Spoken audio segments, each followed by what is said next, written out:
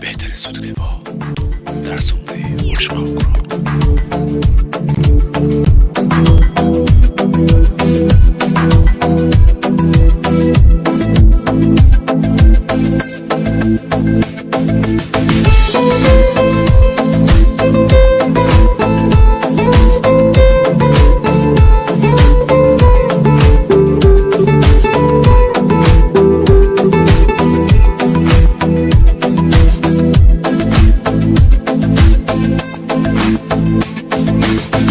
رفتی از دنیای من، خالی شد آغوش من. زندگی واسم حروم، هیچکی نکرد دل و آروم. آرزو بر دل شدم، بی خیال غم شدم. هر جایی بیا برو، اما گوش هر کس شدم. زندگیمو پس بده، آبرومو پس بده.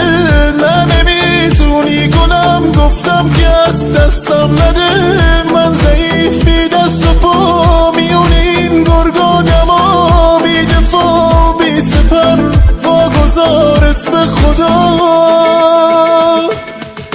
دست تو گذاشتی دو دستام، گفتی تا فرداها پیش تو میمونم. سر تو گذاشتی روشونم، گفتی بات میمونم. شیشا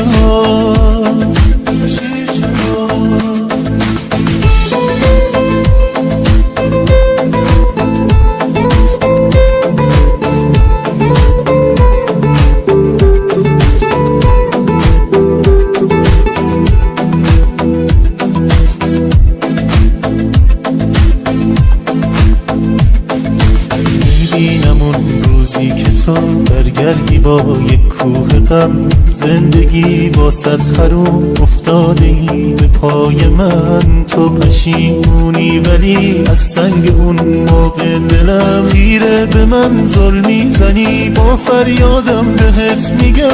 زندگیمو پس بده، آبرومو پس بده.